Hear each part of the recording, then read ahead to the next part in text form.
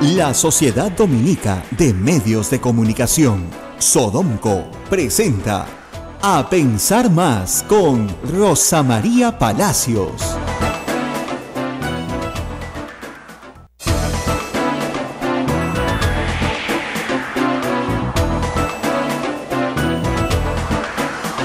De la mañana, 2 minutos. Hola, muy buenos días. Hoy es lunes 4 de diciembre del año 2017. Rosa María Palacios presenta A Pensar Más. Efectivamente, empezamos una semana ya prenavideña, pues estamos en Adviento, primer domingo de Adviento. Ayer en la iglesia que yo frecuento, en María Reina, leyeron una carta del Papa muy, muy interesante sobre la participación política de los católicos, ¿eh? O sea, que cuando apenas pueda y tenga tiempo, la voy a poner en mi blog, porque me pareció que pocas veces un papa habla así de claro sobre la participación política de los católicos, dicen, los que ya nos llamamos cristianos, algo debemos decir.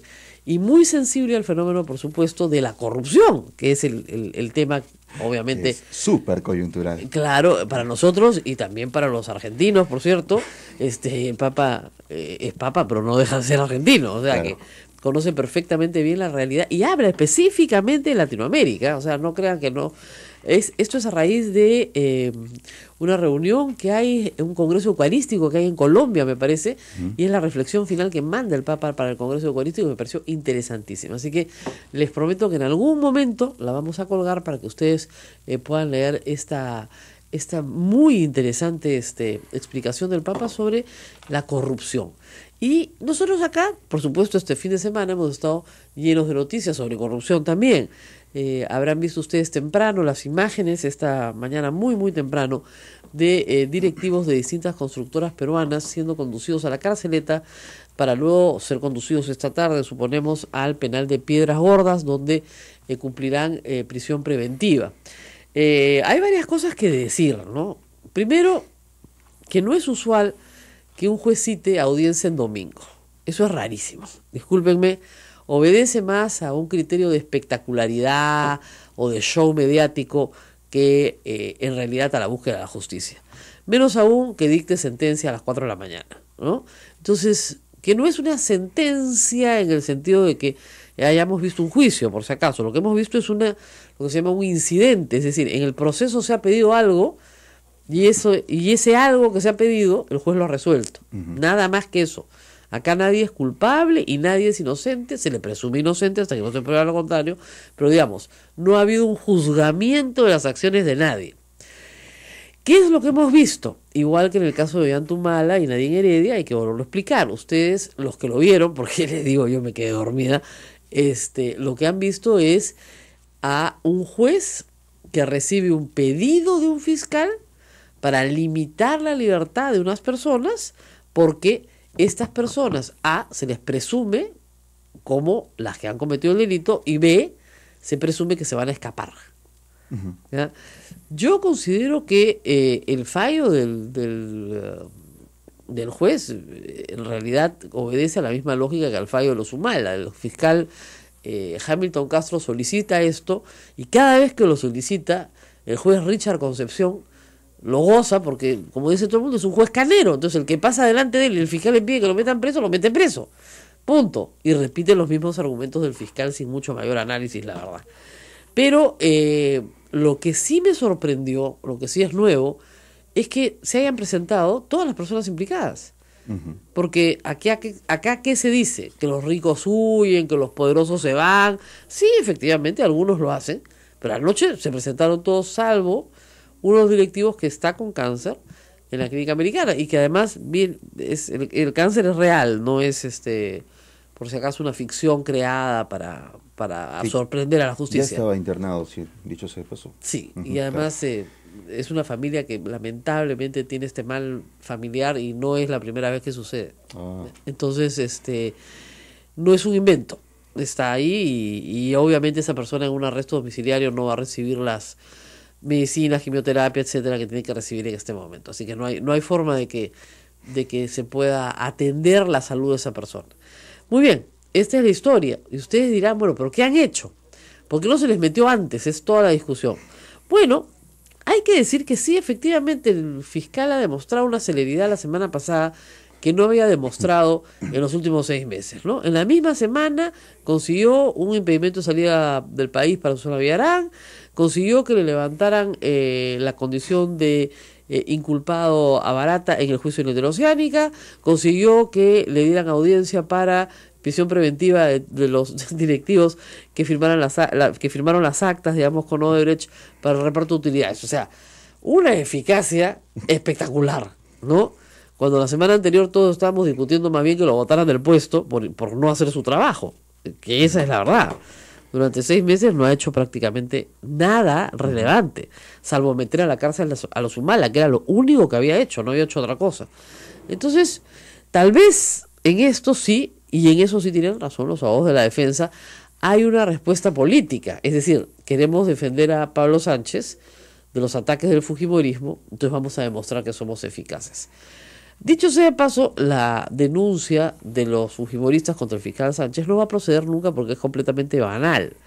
El fiscal Sánchez no es el que tiene que hacer el trabajo del fiscal Hamilton Castro. Cada uno es autónomo y además no tiene los votos. Pero en todo caso tal vez habrán querido demostrar a la opinión pública que sí están trabajando. Ahora, ¿qué es lo que debería pasar? Lo que debería pasar, digamos, la defensa del grupo Graña insiste en que sí hubo un reparto de utilidades ex post a toda la obra, en esto, digamos, con estos riesgos adicionales, porque había una venta de las acciones de Graña en la participación en ese proyecto de interoceánica a Odebrecht. Habría que escuchar más, pero hasta ahora no parece lógico. Por las actas vistas, por lo que dicen las actas, está claro que ahí había una renuncia de 3 grupos peruanos de construcción a una utilidad en favor de Odebrecht, y esa renuncia no está correctamente explicada. O sea, yo lo he explicado la semana pasada, cuando uno construye una obra, sí, este concepto de riesgo adicional existe, porque pueden suceder cosas que ni la mejor ingeniería ni los mejores estudios podían prever. ¿No es cierto? Un río que pasaba por un sitio, el río cambia de sitio, ¿no? Entonces hay que hacer el puente en otro lugar, cuesta otra cosa, es un riesgo que asumes. Muy bien. Y ese riesgo tiene un costo, porque obviamente te va a costar más caro. Cualquiera que haya construido algo sabe que cuando descubres, ¿no es cierto?, que donde tú creías que había roca hay arena, bueno, puedes construir la casa, pero te va a salir más cara.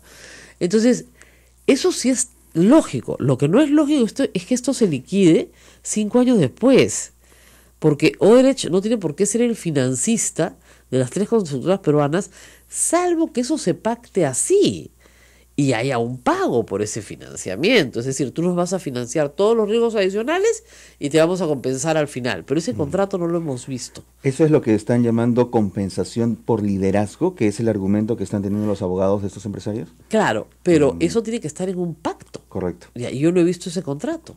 Tal vez exista, no lo hemos visto. Porque todo esto se pacta antes. Es decir, si tú me vas a financiar todos los gastos adicionales que haya en una obra contra las utilidades que tengamos al final, y contra eso te pago, porque ahorita no tengo caja para pagarte, eso lo pactamos, lo ponemos en un papel en blanco y negro, eso no se dice, se escribe. ¿Okay? Son operaciones muy complejas. Entonces, pero si no, cuando tú liquidas una obra, digamos, se liquida semana a semana. O sea, hasta el último clavo se contabiliza en una obra de construcción civil, ¿no? Hasta la última hora hombre trabajada, hasta todo lo que ha pasado en esa obra, todo, en una obra bien hecha de ingeniería, todo se contabiliza, todo, absolutamente todo, porque si no terminas perdiendo plata. Ahí la contabilidad es esencial. Entonces, semana a semana haces tu liquidación, mes a mes tienes tu liquidación, año a año tienes tu liquidación, y lo que dice el juez es, en las actas de los años anteriores, de cierre de año, de balance, digamos, no se reflejan estos riesgos adicionales. Y resulta que 5 años después, sí. Ahora, algunos de los abogados de la defensa decían, bueno, ya Toledo no era presidente. No, es que no, pues a Toledo se le ha pagado una coima después de ser presidente. Acuérdense, él la pacta casi en el 2006. Y se le va pagando, según testimonio de Barata, hasta el 2010 prácticamente. Y la paga Odebrecht a través de su red, ¿no es cierto?, de triangulación mundial, digamos, red que las peruanas no tienen, ¿no es cierto? Pero las peruanas después le tienen que dar parte de sus utilidades a Odebrecht por ese gasto, ¿ya? Entonces, puedes llamarlo liderazgo empresarial, puedes llamarlo como tú quieras, pero tú no le regalas 15 millones de dólares a alguien a cambio de nada. No cuadra. No, tiene sentido. exactamente, no Para tiene, nada. no tiene sentido. Ahora, ¿qué podría pasar? Esta es una metodología muy peruana que la verdad a mí me parece lamentable, que es te meto preso y dado que la cárcel es bien fea, de repente ahí se te ocurre que me puedes hablar. ¿Ya? Es casi una extorsión, ¿ya? Y no debería estar permitida. Pero sin embargo es una práctica común en la justicia peruana. Entonces, ¿no? 15 días en cana y vas a ver cómo canta. ¿No? Entonces, si ese es el objetivo, deberían ahorrarse el tiempo y decir todo lo que saben de una buena vez, ¿no? Me parece. Porque de acá para adelante, igual que los Humalas, se van a pasar 18 meses sin acusación. Acá es primero te meto preso, después te veo que te acuso. Porque mientras tanto espero que tú me cuentes que confieses. Que la verdad que, como les digo, es una forma de extorsión. O sea, te meto preso porque la cárcel es horrible, porque es un asco, te meto en condiciones absolutamente infrahumanas. Entonces tú aguantas pues hasta donde puedas, pues después me cantas todo. ¿No deberían estar en estos momentos en prisión preventiva? Yo creo que no, porque no tenían riesgo de fuga. Ahora, los argumentos del fiscal son, como son ricos y tienen plata, siempre tienen riesgo de fuga. Entonces, en el caso de uno de ellos se entregó su pasaporte. No importa. Y es lo mismo que dijeron de los Humala. Así es. Tienen plata, se pueden fugar.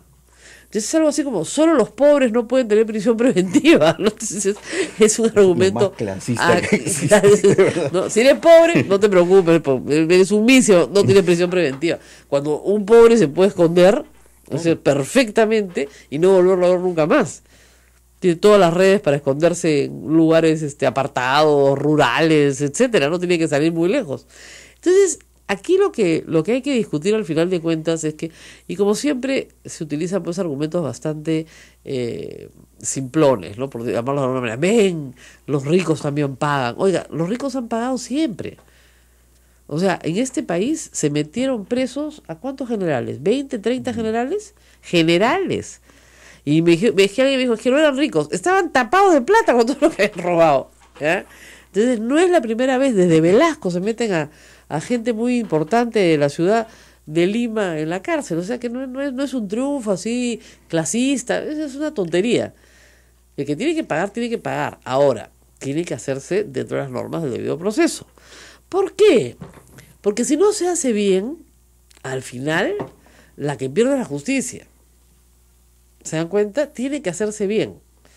Es como cuando los fujimoristas quieren votar a los miembros del Tribunal Constitucional. Los van a reponer en la Corte Interamericana de todas maneras. Si tú a una persona le niegas el derecho a la defensa, le quitas la libertad arbitrariamente, etcétera, etcétera, tarde o temprano eso se va a ver en un proceso posterior. Y eso va a afectar el resultado del proceso que tú quieres ganar. Por eso lo tienes que hacer muy bien, pero perfectamente bien. El caso de los Humala, hoy, 4 de diciembre, se va a ver en la Corte Suprema, donde probablemente se mueran de miedo, como se muere de miedo todo el Poder Judicial, y seguramente seguirán presos.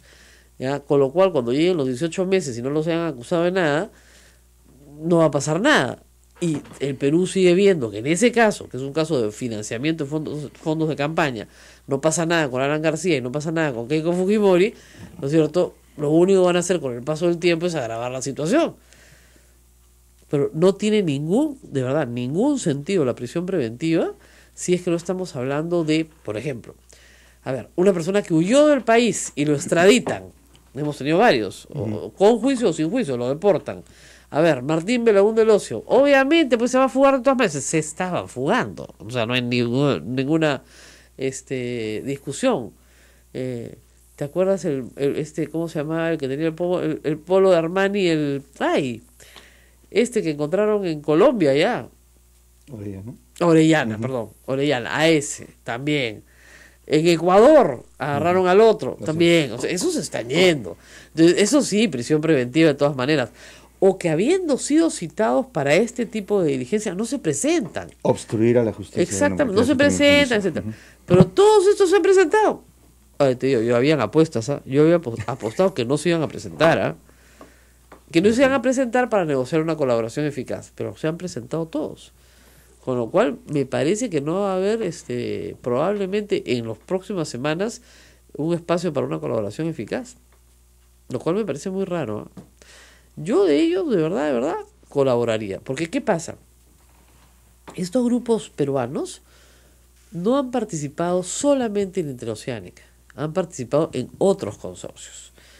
Y ahí tienen información. Si ellos reconocen que esto sí sucedió en el consorcio de Interoceánica, o sea, cambian el discurso, y dicen, ya, esto sí sucedió. Sabíamos 3 personas, esas 3 personas asumimos la responsabilidad, perfecto. Y la empresa es tercero civilmente responsable porque se benefició. Muy bien. Si esas 3 personas dicen, nosotros también sabemos de otros casos, en los cuales también participamos, también formamos directorios de empresas consorciadas, sabemos qué se repartió, para qué se repartió y a quién se le repartió. Y ahora asume ese liderazgo, es decir, ahora cuentas tú y que Barata corrobore. Y Barata va a tener que corroborar todo, pues. Entonces, si es así, yo creo que estos procesos van a ser muy rápidos. Si no es así, esto va a durar muchísimo tiempo y los van a encontrar culpables de todas maneras. De verdad, o sea, no hay solución ahí. Entonces, mucho mejor, yo sí lo recomendé ayer en mi artículo, lo recomendaba la semana pasada. Miren, el último soplón es el que manca, porque ya nadie lo quiere escuchar.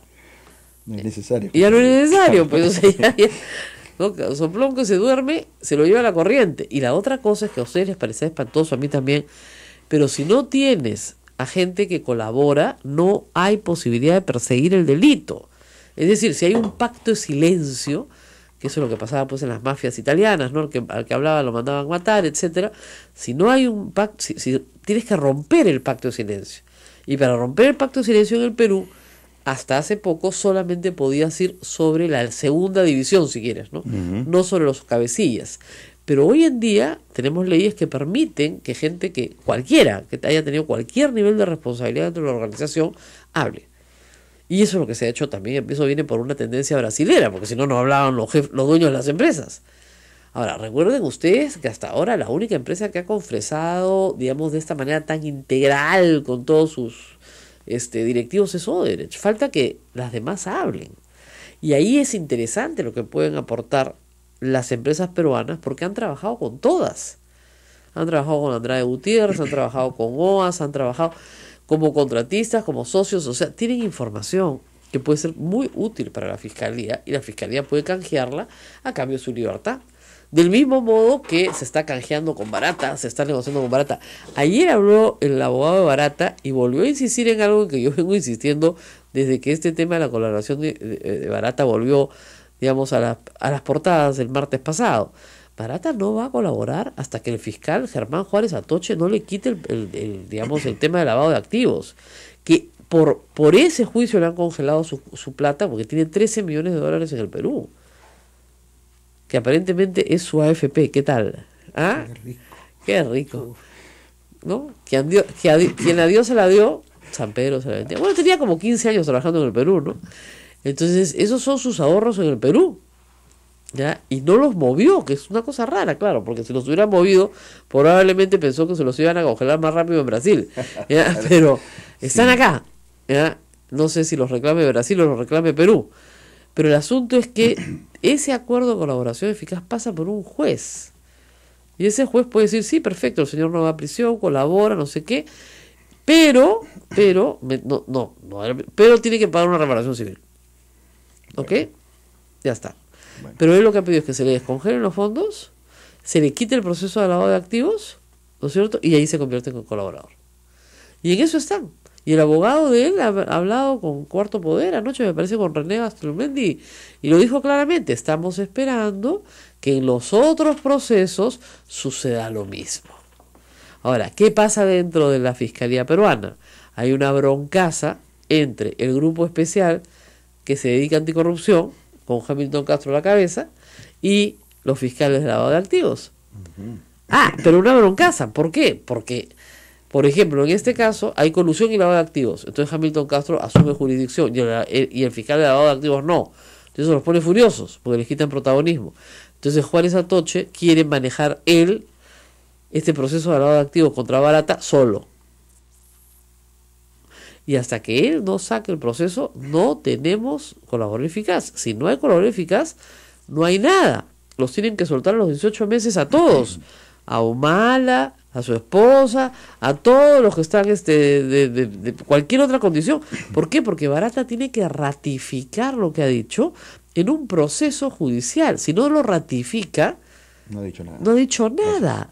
Entonces, es bien sencillo. O sea, o le van a dar la colaboración del fiscal o no le van a dar. O el fiscal Juárez Atocho va a seguir obstruyendo. Y la pregunta es, ¿por qué sigue obstruyendo? Porque hay gente a la cual no le conviene que Barata hable. O sea, le conviene que Barata hable de Toledo, hable de Susana Villarán, ¿no? Hable de los Humala, de quien sea, menos de Alan García. Y ese es el pez gordo, pues, que está ahí, ¿no?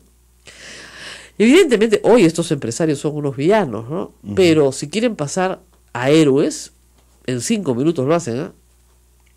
¿No?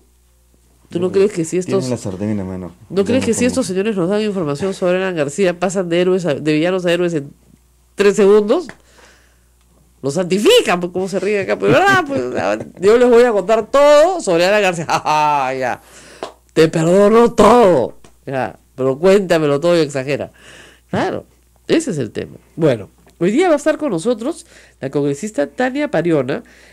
Vamos a hablar con ella sobre un caso que nos preocupó mucho la semana pasada y anterior. Ella puso de relieve el caso de una niña en Puno, en Ayacucho, que fue violada por 3 militares que están plenamente identificados. La niña se suicidó. 16 años. Esto, por supuesto, ha sido noticia muy tangencial, pero creo que es un caso clásico de justamente la imposibilidad de obtener justicia y la desesperación de una persona que se siente culpable de algo que no ha hecho, sino que le han hecho. Vamos a hacer una pausa y regresamos con la congresista Tania Pariona. Esto es A Pensar Más con Rosa María Palacios. Sodomco, Sociedad Dominica de Medios de Comunicación.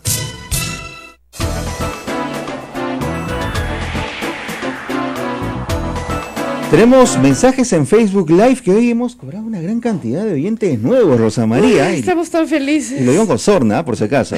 Por otro lado, Vicenzo Darrigo nos dice: buenos días, señores, saluda a todos. ¿Qué opiniones sobre las fotos de Susana Villarán por parte de los solícitos con el fujimorismo de Panorama? Dice él. Bueno, miren, recordar que fue por ese medio que pasaron los audios trucados de Climpo. Claro, miren, yo de Panorama no espero nada. Me da mucha pena, pero la verdad he metido la pata muchas veces. Y la última vez que hablaron de mí, su conductora se dedicó a insultarme 20 minutos más o menos por explicar que sus benditas agendas, que ahora no valen nada, eran truchas. Y me han contado además que Rosana Cueva es pariente del congresista Gutiérrez. No sé en qué grado, pero aparentemente tienen un vínculo de parentesco. Me voy a tomar el trabajo algún día, cuando tenga tiempo, de averiguarlo. Pero no, miren, si viene de Panorama no le creo nada. Ahora, habría que ver si la foto es real. Si es real, ¿en qué ceremonia? ¿No? De repente la ceremonia de la inauguración, pues, del Teatro de Lima, y el anfitrión es Alan García, ¿no? Lo que ella ha dicho es que no lo conoce. Darle la mano en una ceremonia a un participante no es conocer a una persona. Por lo menos, si fuera así, yo conozco millones de personas, ¿ah? Pues yo tengo fotos con todo el Perú. O sea, yo salgo acá a la puerta y tengo fotos con todo el Perú. Usted lo conoce, está en esa foto. Mire, la verdad es que la gente te pide fotos y tú te tomas las fotos, ¿no? Hay que explicar, y eso no se ha hecho en el programa, dónde se ha tomado esa foto. En la Municipalidad de Lima, en el Palacio de Gobierno, con Alan García, en fin, no lo sé. ¿Es ceremonia pública o quizá privada? O privada, no, Claro. no tengo ni idea. Entonces, no se explica bien, no se ve bien. Se ve ella bajita para un lado y el otro señor parado como una tarima, ¿no? Entonces, no tengo ni idea, ¿ya? Y obviamente las personas que son representantes de distintos poderes del Estado asisten a ceremonias públicas todo el tiempo, ¿no es cierto? Entonces la señora alcaldesa de Lima la invitan a una ceremonia donde está sentado este señor, hace una venia, ¡ah, está! ¿No? En fin. Yo, por si acaso, ayer en Los Toros me he sentado de casualidad junto a Diego García Sayán, ¿no? Y vinieron a tomarnos una foto, pues la caviarada se sienta junta. Pero además me gustan los toros, o sea, todo mal, ¿no? Bueno, estamos sufriendo ahorita también en mi Twitter un ataque de trolls bien fuerte, que no es normal, ¿ya? Es normal que me ataquen, pero hay ciertos momentos, además, atacar a Radio Santa Rosa pues es rarísimo, ¿no? Sabemos que son apristas y sabemos que están asustados. Y si yo fuera aprista también estaría asustada, felizmente no lo soy, porque la verdad es que Alan García está comenzando a ser cercado. Ese es el problema. Y eso es lo que les revienta que se diga. Porque cada vez están más cerca, como la Navidad, cada vez más cerca. Es que, de verdad, ¿no? Tú sabes que le dicen pavo a Alan García, ¿no? ¿Por qué? Porque no pasa de 24 de diciembre. Ya, a ver, trolls, 35 trolls de nuevo. ¿Ya? Sí, oye, qué Entonces, bárbaro. ya. Ay, Dios mío. Yo lo que he explicado, cada vez que explico la ley tengo que hablar, y los apristas saben, conocen la ley mejor que nadie, si son expertos en eso. Hay que explicarlo todo de nuevo. Lo que digo es que la prisión preventiva se usa en el último caso, cuando ya no te queda otra forma, ¿no es cierto?, de evitar la perturbación grave a la acción de la justicia. Por ejemplo, los que se fugan, ¿no? Entonces los atrapan en Bolivia, en Ecuador, en Colombia, los tienen que traer a Perú. A ver, esos se van a prisión preventiva de todas maneras, pues no, pues se están fugando, no hay discusión. Los desaparecidos, o sea, el tipo que no sabes dónde está, ¿no? Y de repente lo chapas, ese también, aunque esté dentro del territorio nacional. O una persona que en flagrante delito está cometiendo un crimen, ¿no es cierto? Por ejemplo, matar, atacar, la tienes que meter en prisión preventiva, porque lo más probable es que continúe, ¿no es cierto? Su actividad delictiva continúe y siga matando también, ¿no? Pero cuando tú tienes una persona que está colaborando con la justicia, que está presente con sus abogados, que se presenta para que se lo lleven preso, tú tienes que decir, acá está pasando algo raro, ¿no? Y puedes revisar la prisión preventiva. Tan es así que el señor Félix Moreno salió de la cárcel, hicieron un escándalo, sí, 5 minutos, y el señor sigue siendo ahorita presidente regional, ahora se llama gobernador del Callao. O sea, no pasó nada. Y tiene el mismo problema, exactamente el mismo problema. Entonces, reitero, la prisión preventiva es la última medida limitativa. La primera es la comparecencia, la segunda es el impedimento de salir del país, la tercera es el arresto domiciliario. Entonces, una vez que tú has agotado todo eso, ¿no es cierto?, y el sujeto se sigue portando pésimo, bueno, pues lo metes a la cárcel, ¿no? Por eso es que las cárceles en el Perú están llenas de gente, porque los jueces son muy caneros en el Perú, ni siquiera han preguntado nada, ya está. Y por eso es que, ¿qué pasa? Que la justicia es tan lenta. Porque como ya lo tienes preso, ¿para qué te vas a apurar? A Gregorio Santos lo tuvieron que dejar libre. Lo tuvieron que dejar libre porque ya tenía 18 meses preso. Y no se había iniciado ni el proceso oral. O sea, hay muchas personas hoy que están enfrentando procesos en libertad después de pasar 18 meses en cárcel. Lo cual ya pues es un disparate. Ya, eso no es justicia, ¿no? Y la Corte Interamericana de Derechos Humanos y la Convención Interamericana de Derechos Humanos dice que la privación de la libertad sin condena solo puede darse por un plazo razonable. No dice cuál es ese plazo, pero dice plazo razonable. O sea, a ti no te pueden tener 3 años preso sin darte una condena. Una, pues, aunque sea. Por eso, por ejemplo, en los casos de Vladimiro Montesinos, ¿no?, lo que se hacía era, por lo menos, conseguir una condena en alguno de los múltiples delitos que había cometido, para luego seguir juzgándolo por los demás. Claro. Pero ya está condenado. Ya está en prisión. Ya está en prisión, pero con sentencia. Lo que ustedes han visto ayer no es una sentencia, es una cosa que tienen que entender. Estas personas de los grupos empresariales no han sido sentenciados. No hay, que vaya a la cárcel no significa que haya sido sentenciado. No ha habido ningún juicio, todavía no empieza. Es más, igual que en el caso de los Humala, ni siquiera han sido acusados. No hay acusación fiscal. Todo es una etapa probatoria, recién. A ver, ¿qué otra medida se pudo haber tomado en este caso, Rosa María? Impedimento de salir del país está clarísimo. Y arresto domiciliario. Arresto domiciliario, por Pones ejemplo. un policía en la puerta. O sea, ¿por qué, digamos, en la época de Fujimori y Montesinos, después de la caída de ellos, el Poder Judicial dio arresto domiciliario como cancha? Pero como cancha, sin ningún problema. Es más, a Laura Bozzo la dejaron trabajar, ¿te acuerdas?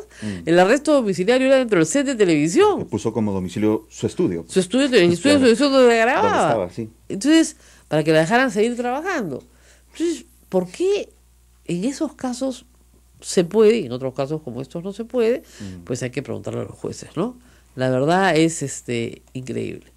Bueno, hay otras cosas interesantes. Oigan, ¿ustedes se acuerdan que la semana pasada vino acá un economista para hablar sobre el tema de los bonos de la reforma agraria? Claro. Bueno. Carlos Anderson.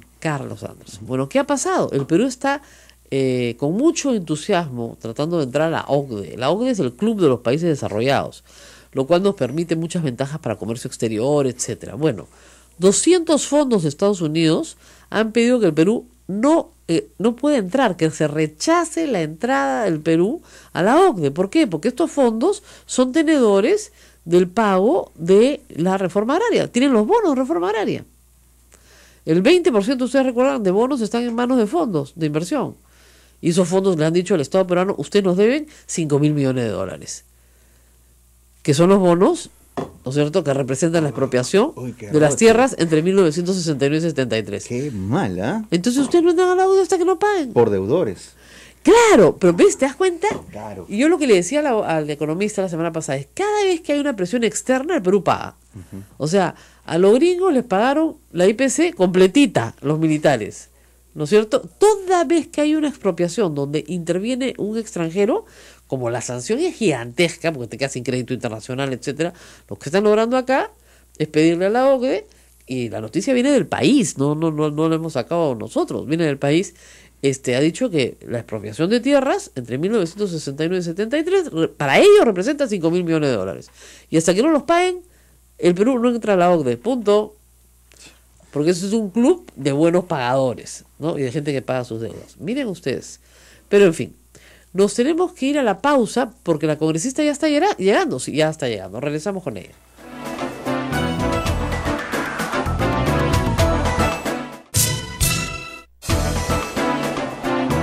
Estamos al aire y en vivo en AM/FM y también en línea para el Perú entero con Radio Santa Rosa en Lima, Radio Santo Domingo RS de Chimbote, Radio San Martín Arequipa, Radio Veritas RTV Cusco, Radio Cepagua Ocayali, Radio Quillabamba La Convención y también con Radio Madre de Dios en Puerto Maldonado. Rosa María. Tenemos un ataque trolaprista en pánico, sobre todo a través del Facebook Live. A todos nuestros oyentes que regularmente comentan a través de ese medio podrán entrar en este momento y ver la cantidad de insultos, incluso que hemos recibido plata que nos paga Odebrecht. Ese también es un típico ataque fujimorista, pero muy extendido.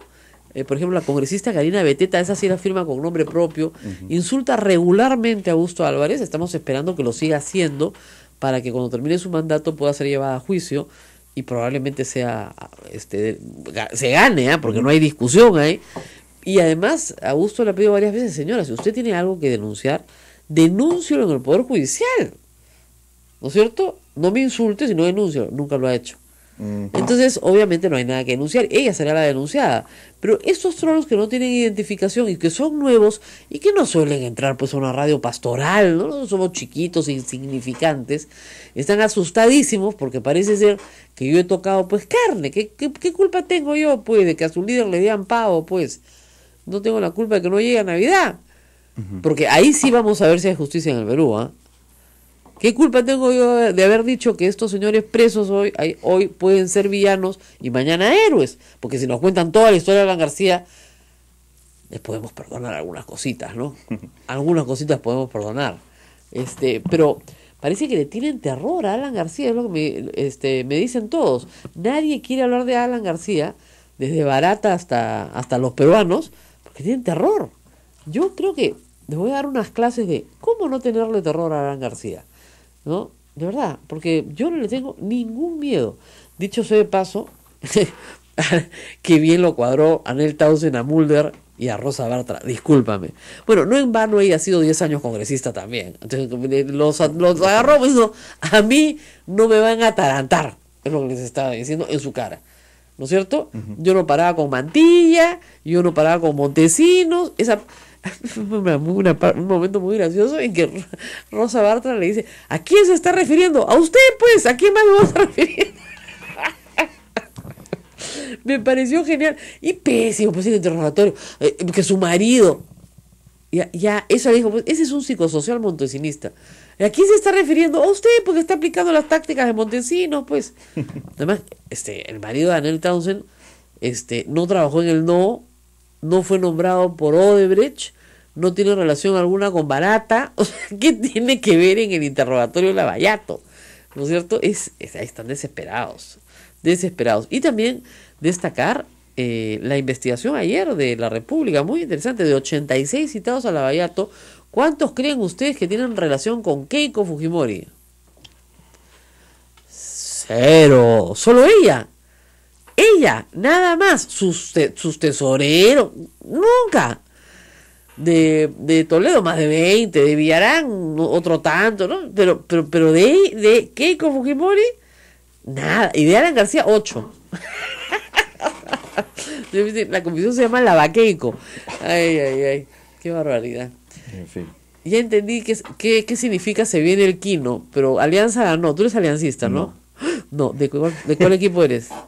Simpatizo con la U.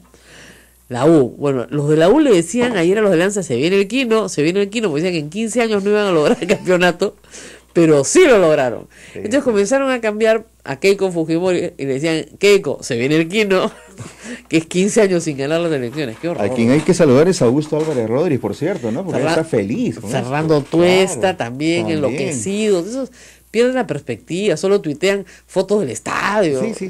Han perdido la perspectiva. Feliz. ¿No? Hay todo un proceso dramático en el Perú de anticorrupción y están tomando fotos del estadio, Una cosa enloquecida. Bueno, vamos a regresar al Congreso. Estamos ya con la congresista Tania Pariona Tarqui, que llegó un poquito atrasada, pero ya la dejamos tomar aire y está con nosotros. Congresistas, gracias por estar aquí. Bienvenida. Alguien puncha Turillay, Chenallata, Geniallay, Rosa María. Muy bien, muchas gracias, porque Guaytamasincuna, sé que se dice también, nos escuchan mucho en el Cusco en este momento, pero usted es de Ayacucho. Ari, de Ayacucho. Ari. Así.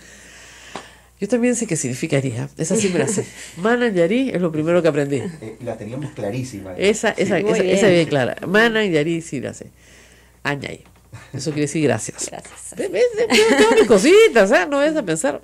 Ahora, congresista, esta muchacha de la que hablamos, que usted destacó el otro día, ¿es de Puno o es de Ayacucho? La niña de 16 años que se ha suicidado. Ya, es una adolescente de Puno. De Puno. ¿No? Este hecho, Rosa María, nos ha generado en realidad una preocupación terrible, porque estamos hablando de una joven que se ha suicidado por no superar de manera, yo creo, El trauma, ¿no? el trauma, pero por este acompañamiento que siempre no se tiene después de un hecho y que la víctima opte por quitarse la vida. Ahora, vamos al caso que me preocupa también. Hay 3 militares plenamente identificados, no se trata de un delito sin nombre, no, plenamente identificados, frente a los cuales, entiendo, no se ha expedido ninguna todavía sentencia, el proceso sigue, continúa, no sé si el Ministerio de Defensa los ha dado de baja. ¿Qué ha podido averiguar usted sobre la situación de estos delincuentes? Sí, Rosa María, actualmente los 3 soldados están ya en prisión preventiva por 8 meses. El ministro de Defensa al día siguiente nos comunicó, bueno, de manera personal me dijo, congresista, ya estos 3 soldados están en prisión, pero resulta que no tienen todavía una sentencia. ¿Pero es una prisión militar dada. o una prisión civil? Están en una cárcel común. Como okay. la que, ¿Pero los han dado de baja o no? Eso todavía no tenemos, digamos, como un informe oficial, más bien la hemos pedido. Hemos hecho 3 cartas, uno al Ministerio Público, a la ministra de la Mujer, también al ministro de Defensa, para tener una respuesta oficial, porque sí nos llama la atención cómo es que después de los hechos ocurridos en abril, hemos esperado tanto tiempo para que la joven opte por quitarse la vida, y la atención de parte del Centro de Emergencia Mujer, que se supone que debe hacer un acompañamiento psicoemocional, incluso se puede saber si la joven tenía alguna depresión, algún problema no resuelto consigo misma, y entonces la dejamos como a su suerte, diríamos, ¿no? Eso obviamente necesitamos trabajarla más. La ministra de la Mujer también ha trasladado su preocupación y ha quedado comprometida en acompañar este caso hasta porque saber fíjese, qué va a pasar con los agresores, con los violadores. Porque en este fíjese caso. usted, lo que más, creo yo, desalienta a las víctimas es la impunidad.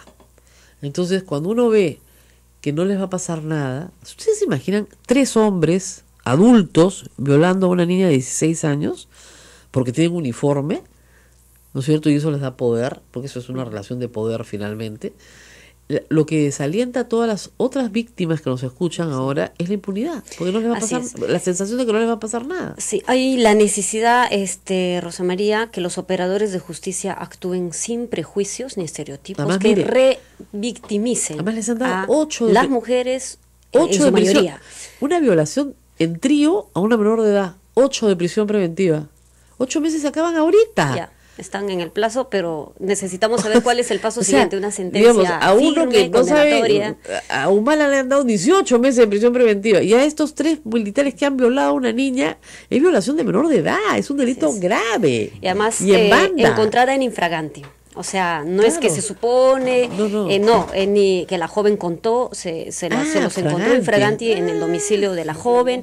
Ahora, este hecho, Rosa María, no es el único, si bien puede ser emblemático, atroz. Claro, lógico. En Ayacucho tenemos un caso del que ya el Instituto Regional de la Mujer Ayacuchana, las organizaciones de mujeres se han levantado por este caso de presunta violación sexual también a una joven por parte de un sacerdote. Claro. Un sacerdote que sigue dando misa, el caso se ha archivado por segunda vez, los padres han sido despedidos, según dan cuenta en los... Que trabajaban los medios en la de parroquia, comunicación, ¿no? que trabajaban en la parroquia. Entonces aquí yo estoy como preocupada en el sentido de que nuestras instituciones judiciales, los operadores de justicia tengan realmente formación para tratar este tipo de temas, no actuar de acuerdo a sus pensamientos, a la forma como ellos evalúan, Han sido sino hay una criados, ley, claro. hay una norma clarísima, y en este caso pareciera que la palabra de la joven No vale es menos que la palabra de un sacerdote. O sea, eso yo creo que debe Ahora, parar en nuestro ese país. caso, el sacerdote es juzgado como cualquier civil, no tiene ninguna protección. Ciudadano peruano como Ciudadano cualquier como otra, con DNI, si o fuera sea, el- tiene que ir a responder ante la justicia. padre de familia o cualquier Exactamente, otro. como si fuera Entonces, cualquier otra persona. Estos casos son recurrentes. Nosotros hemos visto de manera muy cercana desde el despacho varios casos similares de tocamientos indebidos a un adolescente con discapacidad, igualmente en Ayacucho, en una institución educativa, y el agresor estaba libremente trabajando en la UGEL, y ya cuando se alerta del caso, resulta que el señor desaparece y está prófugo. Claro. ¿No? Y entonces nosotros desde la bancada Nuevo Perú, 3 congresistas, Indira Wilca y el congresista Quintanilla, más mi persona, coincidimos en una propuesta legal, uno para hacer que la proporcionalidad de la pena con la gravedad del delito sean correctos, Lógico. porque resulta que falsificar billetes e interferir en una llamada telefónica tiene más sanción que violar a una joven mayor de 18 años. Exactamente, eso yo- Entonces, el yo Código sé- Penal tiene que estar a la altura de la realidad. Y la Yo lo realidad expliqué significa que tiene aquí que haber y lo un expliqué incremento de penas. en todos los programas que he tenido. La violación de mujer mayor de 18 años en el Perú prácticamente no tiene, prácticamente es impune. Por 2 razones. La primera, porque la pena es baja, y la No hay una segunda, pena efectiva tampoco. claro, y porque no hay pena efectiva, y la segunda es porque el juez no cree en el testimonio de la víctima. Sí. Y entonces, Ahora, nos ha asegurado el señor Duberlí que hay un pleno de la Corte Suprema en el cual están dando la importancia al testimonio de la víctima, porque es un crimen que solamente ocurre en secreto, o sea, digamos, no hay más gente, y si el testimonio de la víctima no es oído, no hay forma de penalizar. Entonces, de nuevo volvemos al mismo tema, que es la impunidad. sí. Y entonces también mirar la tipificación del delito. Por ejemplo, cuando se da en presencia de menores de edad. Por Cuando ejemplo. se usan los medios, o en este caso redes sociales, para difundir el delito. Así es. O cuando la víctima está en estado de inconsciencia. También. Que hemos visto como una joven en una discoteca, a Así vista y es. paciencia de la gente De ahí todos. bailando, resulta que termina siendo abusada, ultrajada. Y la pena, obviamente, termina siendo 4 años de pena efectiva, ¿no? Porque tienes un intervalo entre 6 y 8 o 10 años. Claro. Eso es una propuesta de ley que hemos presentado. Obviamente no resuelve el problema, porque aquí se trata de educación, se trata de formación integral, se trata de un paquete Ahora, que nos congresista, permita de verdad usted acaba de hacer fomentar igualdad acaba de de género. promocionar una ley importante que se ha aprobado milagrosamente, que es la de la agresión. O sea, que los agresores sexuales o los agresores simplemente violentos contra las mujeres tengan una pena. Porque nuestro grave problema en el Código Penal también era que para que haya lesiones contra una mujer, tenías que mandarla al hospital. Así es. O sea, lesiones graves, que ya tenía una pena más o menos, implicaba que te manden 15 días de hospitalización. O O sea, imagínate cuántas cosas tendrían que haberte roto, destrozado, para que te manden 15 días. Y cuando los médicos ponían lesiones leves, no lo hacían por maldad, sino porque la norma decía que era 15 días de hospitalización. Y lesiones leves es 3 días de hospitalización. Entonces, en el Perú, si tu pareja todos los días te da tu cachetadita y sigue a trabajar, normal, era tu dosis, digamos, ¿no? O tu patadita, tu jalón de pelos. Ustedes han cambiado eso. Cuéntanos un poco. Sí, esa propuesta de ley, la verdad, era necesaria, porque efectivamente jueces y fiscales o el médico legista que valoraba la gravedad o lo leve que fuera una agresión, finalmente era cuantitativo, pero que no había siquiera una sanción. Nada. Entonces estamos hablando hoy de una ley que podría permitir en adelante sancionar cualquier forma o expresión de violencia hacia las mujeres, incluso la violencia psicológica, la violencia verbal, que pareciera que la hemos normalizado porque incluso la sociedad justifica, Rosa María. No, pues si yo le enseño, argumenta y defiende finalmente al agresor, claro, ni siquiera a la víctima. Mire, si yo le enseño mi Twitter, yo tendría presos como a 25 solo hoy. ¿Verdad? Porque usted no se imagina el lenguaje, de repente ha cambiado con la gente joven, no lo sé, pero en mi época, la verdad es que nadie te decía las cosas que yo leo acá. Entonces, ¿cuál es la sanción para los agresores hoy, de acuerdo a esta ley? Bueno, de acuerdo a esta ley, se puede tener desde la pena privativa igualmente. Yo creo que las valoraciones que se hagan, vuelvo a decir, si la ley está puesta, no va a cambiar si tenemos jueces y fiscales que no entienden, que no están implementando la ley, la 30364, en donde claramente ya se indica, por ejemplo, cuando es esto de la lesión grave o no solamente una falta, ¿no? Porque resulta que también cuando las víctimas van a denunciar un intento de feminicidio, pero no tienen ninguna lesión, no tienen un rasguño, pero la han amenazado con un cuchillo o lo que fuera, y no hay actuación, no hay medidas de protección. En este caso, inmediatamente con esta ley debe garantizarse las medidas de protección. Porque hemos tenido en Ayacucho, Rosa María, una abogada joven, Evelyn Joragua, había denunciado hasta 3 oportunidades, tenía las medidas de protección en escrito. Pasó una semana, la joven amaneció muerta. Entonces, aquí de lo que se trata es que se alerta el sistema en cuanto las mujeres o cualquier otra víctima, fuera incluso un adolescente, una joven, se active la alerta de atención, de prevención, de protección a la víctima. No esperar a que la víctima venga con los ojos reventados o el pómulo, lo que fuera, porque esté muerta. Eso el problema creo que ayuda en este caso. En la mayoría de casos de feminicidio, no me atrevo a dar el porcentaje, pero creo que es el 90% de casos de feminicidio, la víctima ya había pedido alguna medida de protección y ya había denunciado. En la gran mayoría de mujeres asesinadas por su pareja. Y hay una estadística que sacó ONU, esta es una estadística mundial, ¿no? Pero yo quiero que la escuchen porque eso les va a dar, ese número te hace entender la dimensión del problema. En el mundo, de cada 3 mujeres que mueren, 2 son asesinadas por una persona que es familiar de ella, sea su pareja, sea pariente directo, ¿ok? De cada 3 homicidios de mujeres, 2 son por un pariente directo, básicamente su pareja, ¿ok? ¿Tú sabes cuál es la proporción de hombres asesinados? ¿Igual? En ese sentido, ¿no? No tengo idea. 20-1. De cada 20 homicidios, 1 es por un pariente.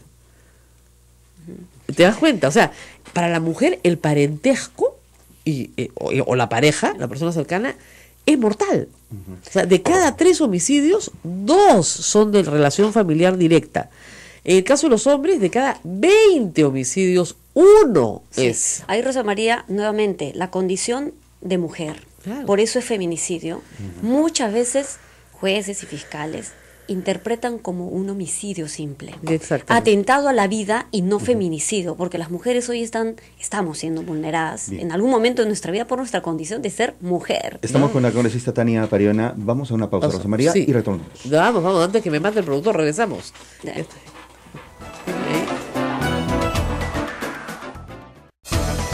Último bloque, continuamos. Estamos con la congresista Tania Pariona, congresista de la República por Ayacucho. Rosa María, continuamos.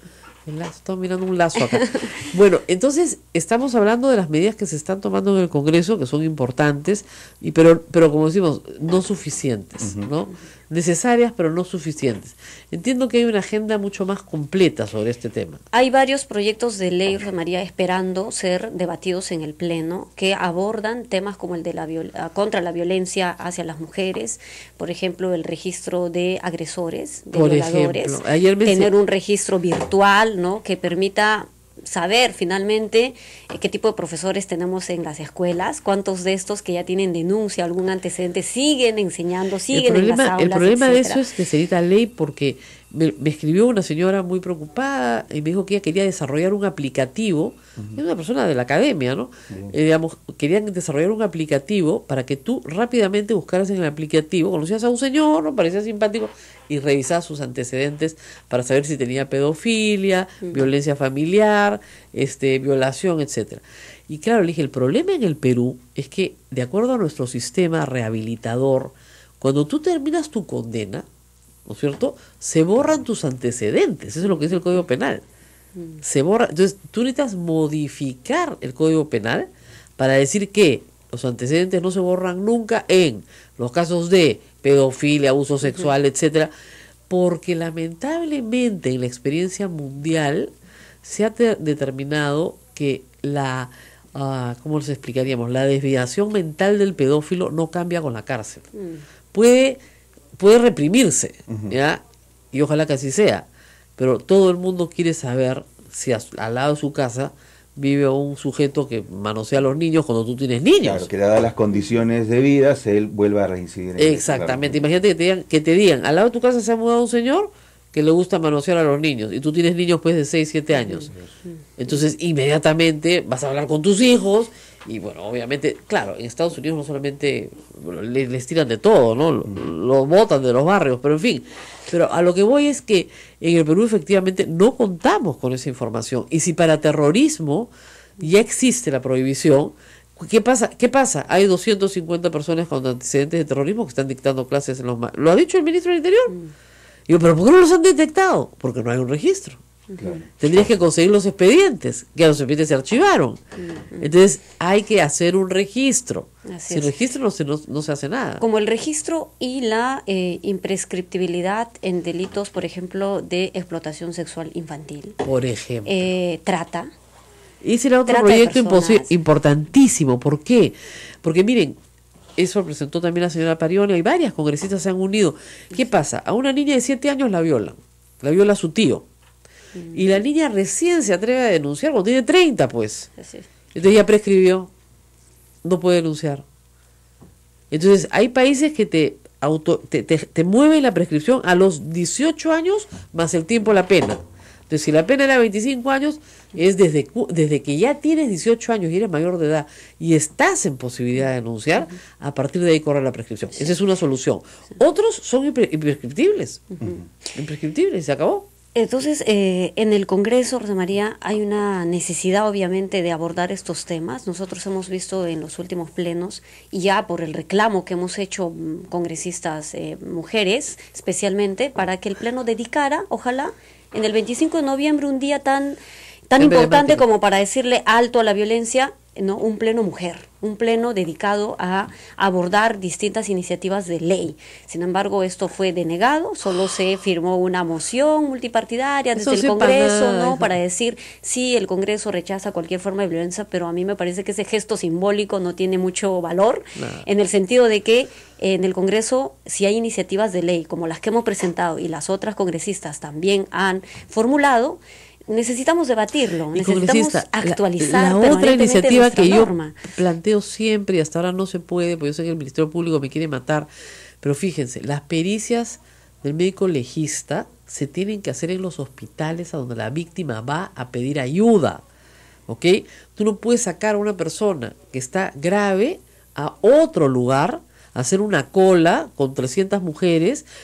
Tienen que hacer, si una mujer está golpeada y va inmediatamente, ¿a dónde vas? Vas a un hospital, a que te curen las heridas, te llevan tus amigas, te lleva tu madre, te lleva la persona que te ayuda. Y en ese momento de repente no vas a estar hospitalizada, pero ahí mismo se te hace la pericia.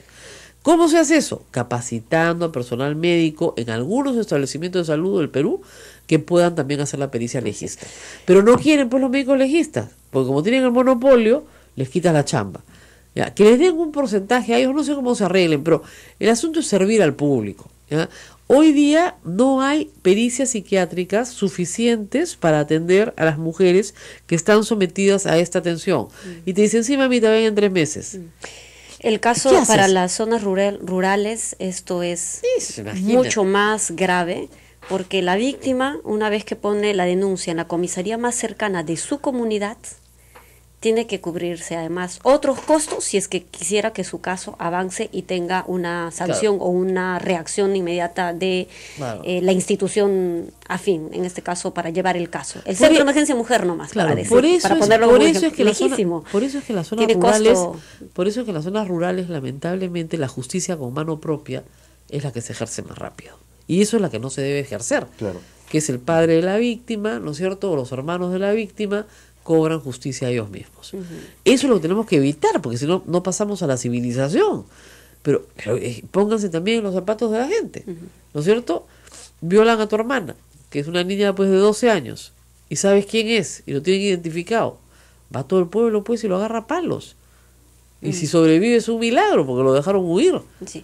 En los diferentes sitios que nosotros hemos llegado durante nuestra semana de representación, preguntamos, porque nosotros aprovechamos para hacer visitas inopinadas, hacer fiscalización también a la labor que cumple la comisaría, el Centro de Emergencia Mujer, la posta de salud, las instituciones educativas, las autoridades ediles, y nos damos cuenta que en principio este tema, Rosa María, no es prioridad ni siquiera para las autoridades locales. La comisaría, la respuesta que dan, oye, ¿ustedes cuántos casos han recibido sobre violencia? La verdad es muy poquito, muy escaso. Lo que pasa es que las mujeres no quieren denunciar. Además, si tienen que ir a Huamanga, les sale muy caro y tal. Claro, estamos viendo una cifra invisible, porque son mujeres que no denuncian. Las datas que tenemos en los distintos niveles son de gente que ha ido a denunciar, que su proceso está ahí escrito, pero hay mucha data invisible de mujeres que no denuncian por múltiples razones, porque es inaccesible el propio sistema, el servicio de atención, y porque le dicen que no van a tener resultados. La impunidad también es algo que desanima totalmente a aquellas que quieren justicia. Eso, la venganza. Porque una vez que tú denuncias, viene la mamá del agresor, la hermana del agresor, a rodarte que retires la denuncia, que no ha sido así, que tú eres mala, que por qué eres tan mala, pobrecito. Sí. Entonces presionan a la víctima para que retire la denuncia. Hay algo que yo quiero decir, Rosa María, aprovechando el espacio así rápidamente nomás. Yo creo que cuando hablamos de la violencia y múltiples de expresiones de violencia contra las mujeres, está las agresiones físicas que conocemos, psicológicas, verbales, en fin, pero también hay otra forma de violencia que en estos días ha copado la atención de medios de comunicación, es la discriminación. La discriminación es una forma de violencia que ya en el pleno de la Comisión sobre la Condición Jurídica de la Mujer en Nueva York ha determinado en un resolutivo que la discriminación también es una forma de violencia. Se han pronunciado varios personajes políticos, académicos, frente a lo que está difundiéndose en las pantallas grandes, lo de la paisana Jacinta. Para mí, sinceramente, a mí me parece que es una forma de violencia contra las mujeres, especialmente andinas, indígenas. Ahora, en nuestro Código Penal se establece que la discriminación está penada. ¿Por qué no hay nadie que haya iniciado una acción penal contra esta película? Eso es lo que a mí me sorprende, porque eso podría marcar, porque hay una cosa acá que es bien grande, fíjense, la libertad de expresión es un derecho, pero no es un derecho absoluto. La libertad de expresión choca con la intimidad y no puede pasar sobre ella, ¿no es cierto? Choca con el honor y no puede pasar sobre ella, y también puede chocar con la discriminación. Entonces, así como en otros países las conquistas civiles se hicieron a través de la legislación o de la jurisprudencia, si se establece en vía jurisprudencial que esa película tiene contenidos discriminatorios, entonces se estaría generando un caso de liderazgo para que no se vuelva a producir. Y eso es lo que yo no veo en ninguna organización de derechos humanos. Sí, bueno, se ha emitido un informe alternativo el año 2014 al Comité para la Eliminación del Racismo y Discriminación de parte de sociedad civil, Y dentro de las recomendaciones y la respuesta que hace Naciones Unidas efectivamente es señalando que este programa, programa, hoy película, sí tiene contenido de racismo y discriminación. Pero tenemos que lograr que la Corte Suprema del Perú lo diga. Ese es un procedimiento que yo creo que es una vía. En su momento la excongresista Hilaria Supa incluso recabó firmas para empezar una denuncia de este tipo, pero no procedió. Una persona la presente. Una. Te vas al Poder Judicial y dices, esa película es discriminatoria. Basta una persona. Bueno, vamos a evaluar este tipo de, y hay otras vías. De reacciones. Pero si no se quiere la vía penal, la vía del amparo. Es decir, por amparo, esa película, discriminación, igualdad ante la ley, chao. Y la otra cuestión, como le digo, es la penal. Es decir, si en el Perú tenemos un tipo penal reciente, no tendrá más de 10 años, que dice que la discriminación es un delito y que tiene 4 años de pena, entonces yo no quiero que estas personas vayan a la cárcel, por cierto, pero que les pongan una prisión suspendida de tal manera que nadie más lo vuelva a hacer. Entonces se establece un precedente. Sí, de hecho no es una solución a un problema histórico, sistemático, permanente en nuestro país con la discriminación, pero creo que es una vía, una acción también importante que nos corresponde por derecho. Pero lo que a mí sí me preocupa, Rosa María, es que la gente sea tolerante a esto, la ha normalizado como una cuestión natural en el Perú este año, en la primera semana. Y que esto tenga un efecto directo en las relaciones entre peruanos, en la forma como nos relacionamos, nos tratamos, de experiencia propia. En el aeropuerto, por ejemplo, una hermana aymara, bajaba, salía de llegar, y un niño le dijo a lo lejano, mamá, mira, ahí está la paisana Jacinta. Entonces esta compañera dijo, bueno, hay que hacer educación, ¿no? Hay que hacer educación aquí.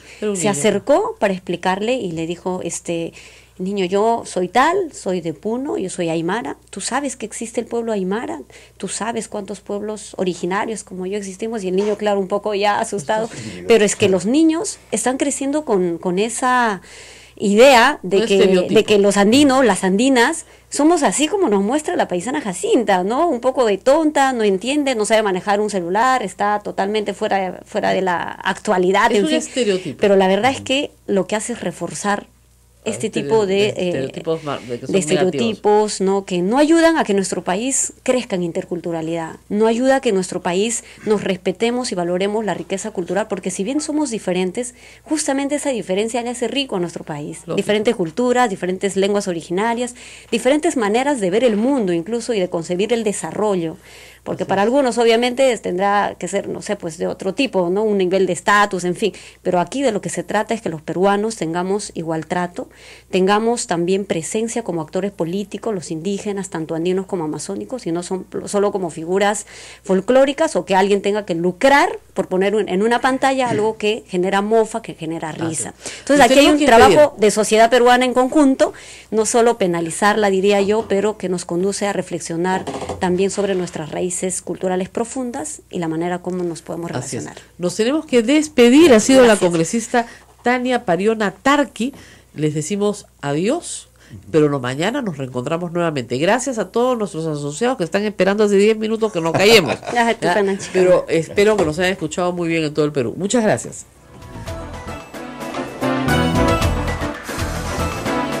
Hasta aquí, A Pensar Más con Rosa María Palacios.